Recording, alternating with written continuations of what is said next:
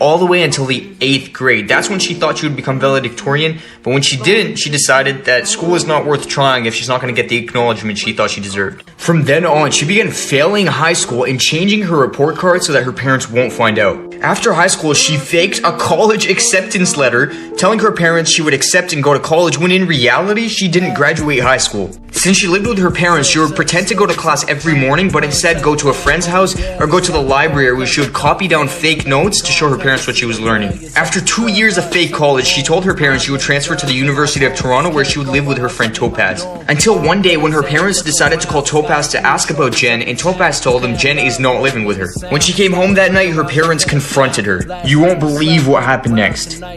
This girl hired a hitman to get rid of her parents because they were too strict. Part 2. Sorry for the wait. After confessing that she has been lying to her parents for over 4 years, they forgave her on the condition that she goes back to high school and gets her education. But they also restricted her more, no longer allowing her to use a cell phone or laptop and making her cut ties with her only close friend named Daniel, who had helped her deceive her parents for all this time. This is when she really began to despise her parents. Later that night, Jen met up with one of her old friends, and as they were talking, her friend mentioned that she sometimes wishes her parents were gone.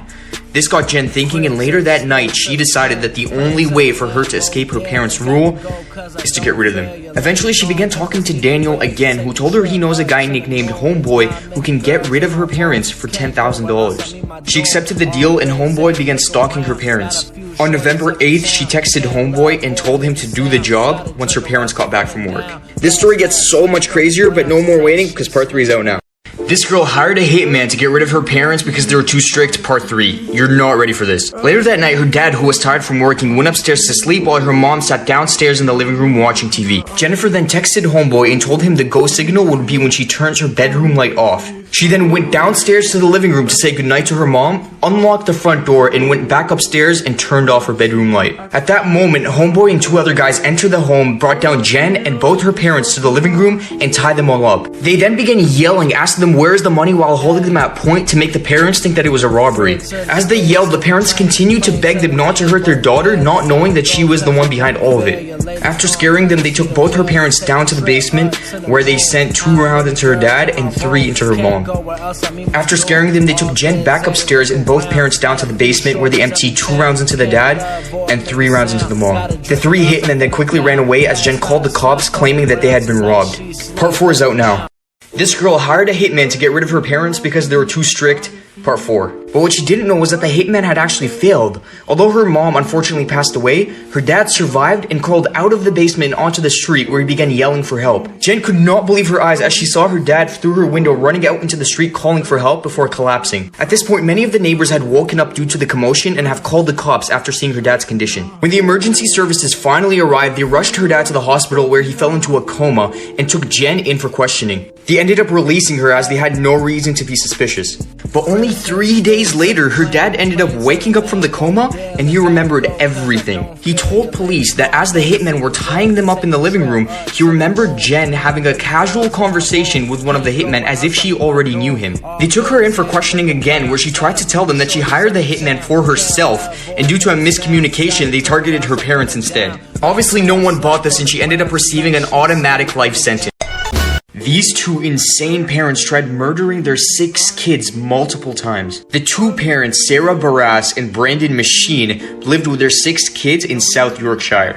The story begins when their family dog disappeared and they suspected their neighbor had taken him. That is when they decided to attempt to murder the neighbor. But thankfully they failed. After their failed murder attempt, they began to worry that the police might one day catch on and take all their kids into foster care. So they decided the only solution is to murder all 6 of their kids.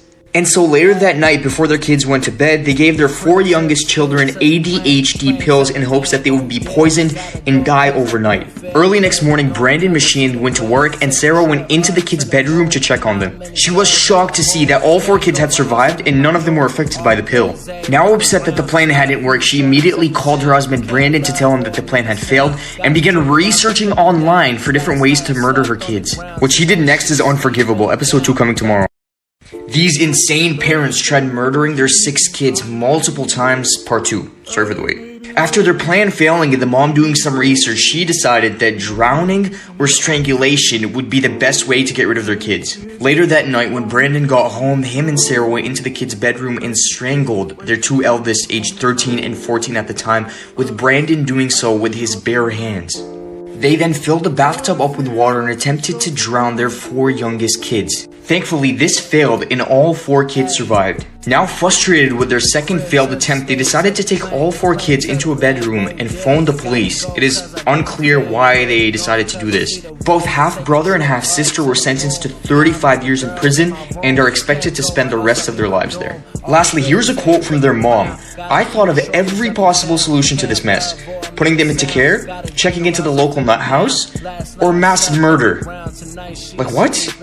This man is the real-life Pennywise. The story begins when John Wayne Gacy moved to Chicago and began working as a full-time clown. He went by Pogo the Clown and would perform for sick kids and at charity events. One morning on his day off, Gacy, aka Pogo the Clown, was driving around when he noticed a young man that seemed to be lost.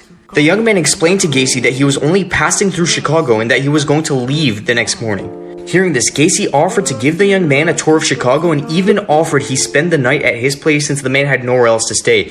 The young man accepted. After allowing the young man to spend the night in his basement, Gacy woke up to the young man standing in his doorway holding a knife.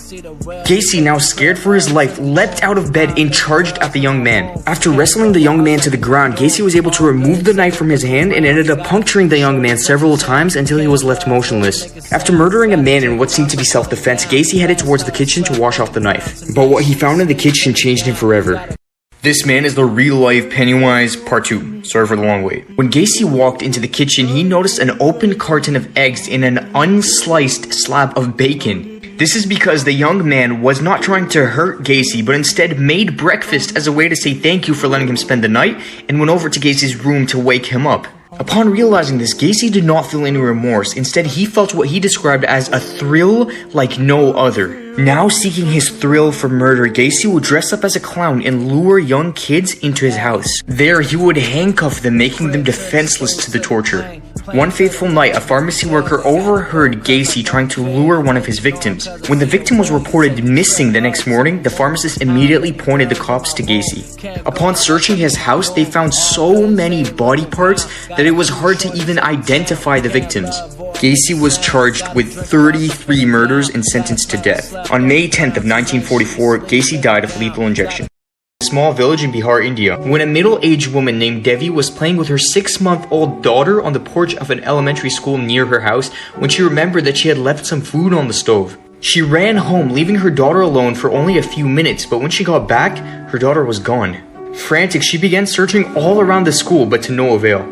This disappearance was all too familiar to the villagers, as this was the latest in a series of strange, unexplained disappearances of young children in the village. The villagers called the police, who arrived shortly after, not knowing they were about to make a discovery that was going to shock the entire world in the coming days.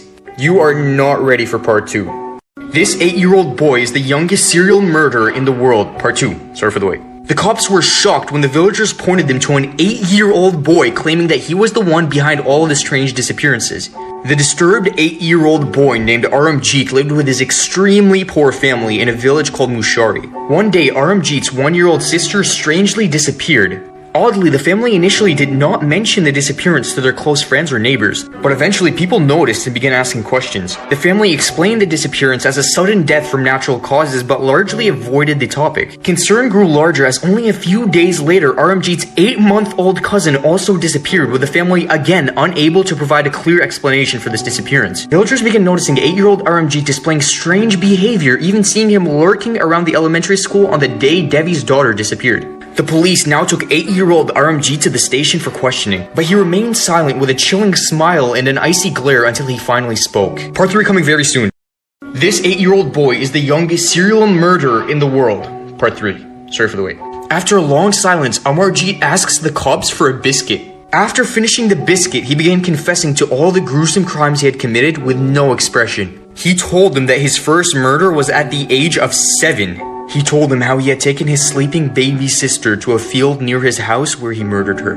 He even described hiding her body with grass and dried leaves after strangling her and using a brick until she was left motionless. He did the same to his 8-month-old cousin, even taking her to the same field. He then took them to a different field where he had murdered a 6-month-old that he found alone at an elementary school. But the story was only beginning to unfold. Amarjeet's parents were arrested as they had played a significant role in his murder spree. They were confronted by police and confessed everything. Part 4 is the shocking finale to this insane story.